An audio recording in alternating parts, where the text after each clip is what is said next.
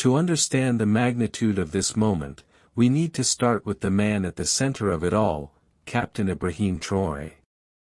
Born in 1988 in a modest family in Burkina Faso, Traoré grew up witnessing the struggles of his nation under the weight of neocolonialism. Burkina Faso, formerly known as Upper Volta, has long been plagued by poverty, instability, and foreign exploitation despite its rich resources like gold, cotton, and manganese. Traoré joined the military at a young age, rising through the ranks with a reputation for discipline, intelligence, and an unyielding commitment to his people. In September 2022, at just 34 years old, Traoré led a coup that ousted the previous junta leader, Lieutenant Colonel Paul-Henri Sandaogo Damiba. This wasn't your typical power grab, it was a response to the failures of the previous regime in combating jihadist insurgencies and addressing economic woes. Traoré promised to restore security, fight corruption, and reclaim Burkina Faso's sovereignty.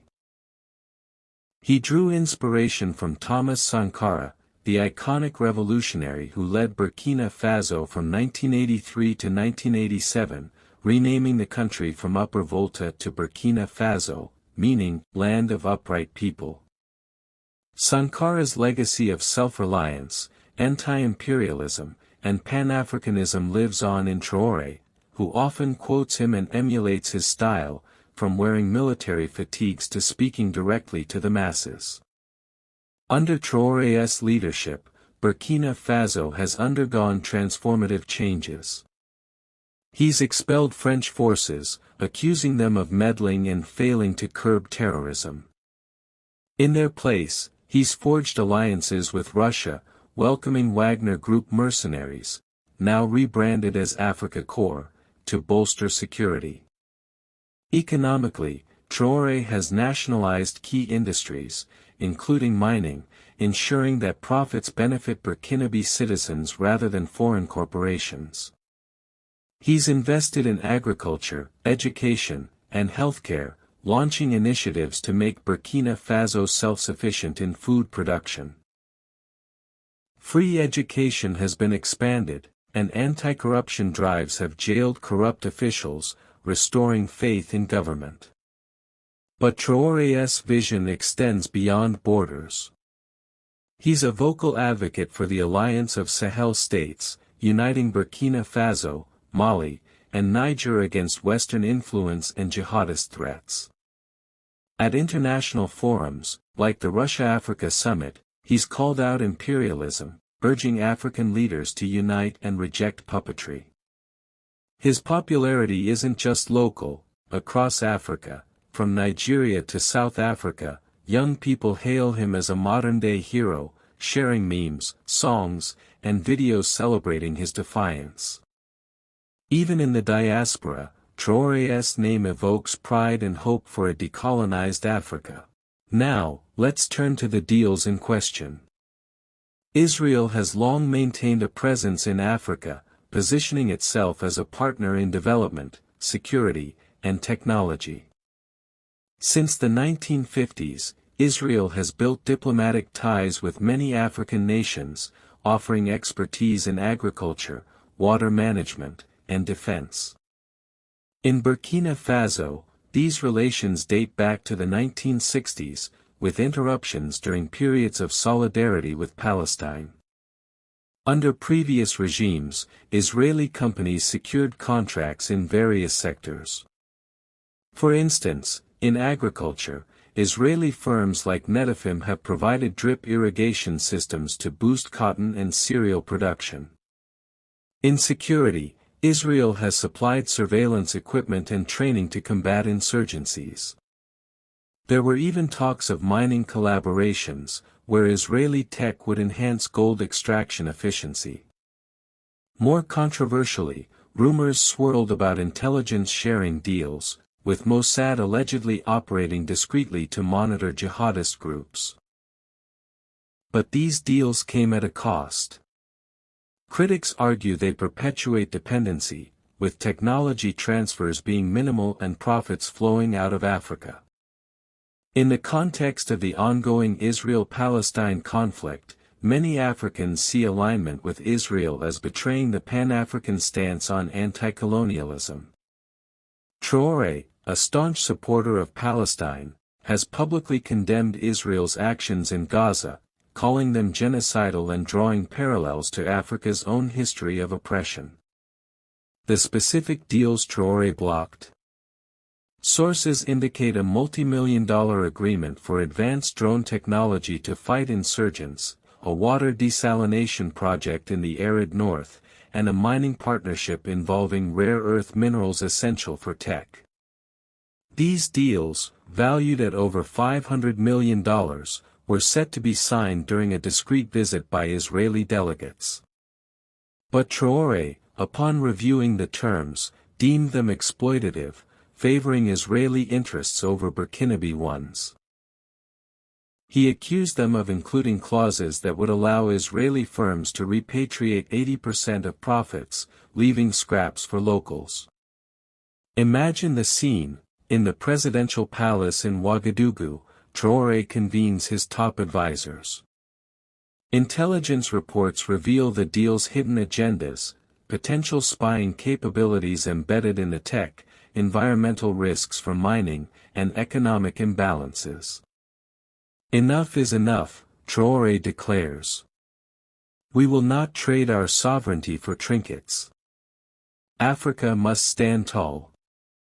With a stroke of his pen, he issues an executive order halting all negotiations, expelling Israeli business representatives, and freezing assets linked to these deals. This move was swift and unannounced, catching everyone off guard. Within hours, Burkina Faso's foreign ministry released a statement: in line with our commitment to African dignity and solidarity with oppressed peoples worldwide, we reject any partnerships that undermine our independence or support aggression. The statement referenced the Palestinian cause, urging other African nations to reconsider their ties with Israel. Over in Tel Aviv, the news hit like a thunderbolt. Prime Minister Benjamin Netanyahu, already grappling with domestic protests, international criticism over Gaza, and tensions with Iran, was reportedly stunned. Sources close to him say he paced his office, exclaiming, "How dare this upstart challenge us?" Israel has invested heavily in African diplomacy to counter isolation, securing votes at the UN and opening markets. Netanyahu's response was measured but firm. In a press briefing, he called the decision regrettable and short-sighted, emphasizing Israel's contributions to African development. We have been friends to Burkina Faso in times of need, he said. This action harms the Burkinabe people more than anyone. Behind the scenes, Israeli officials scrambled to salvage relations, reaching out to allies in the African Union. There are whispers of economic retaliation, like withholding aid or lobbying for sanctions, but with Burkina Faso's shift to Russia and China, such threats may fall flat. This isn't the first time Netanyahu has faced African backlash.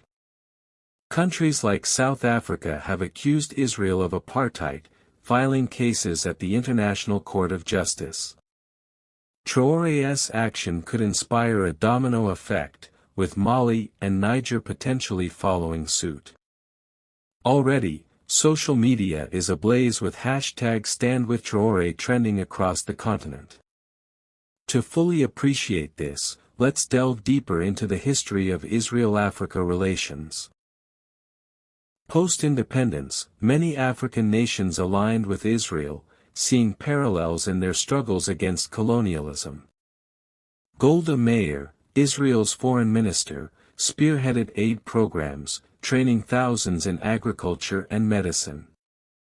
But the 1973 Yom Kippur War shifted dynamics. Arab nations pressured Africa to sever ties, leading to a mass exodus of diplomatic relations.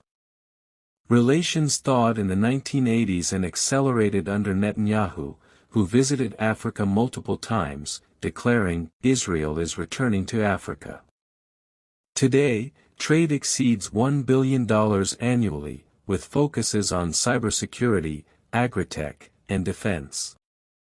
However, this return is viewed skeptically by some as neocolonialism, especially amid Israel's occupation of Palestinian territories.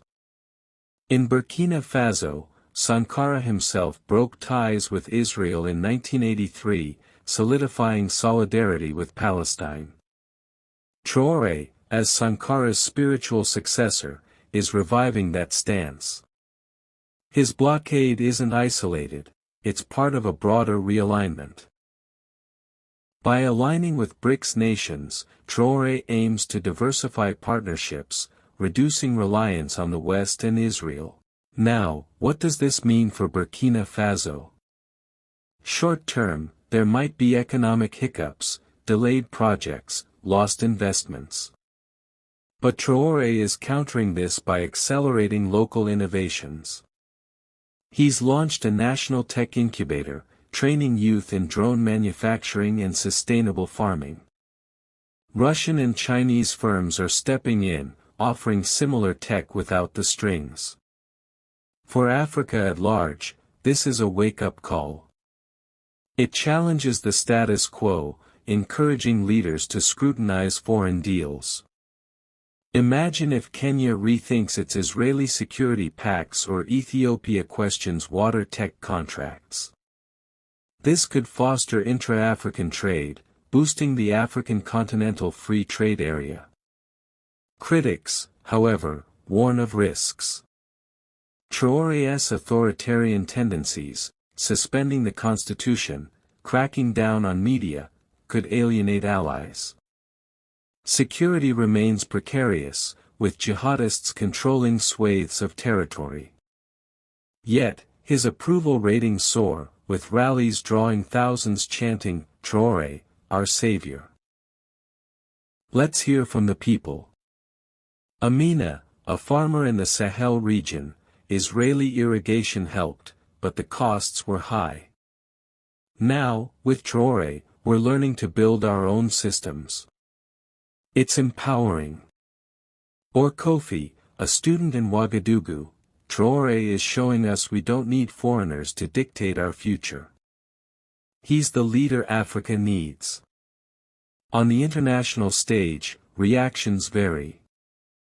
The US and EU express concern over democratic backsliding, while Russia praises Traoré's courage.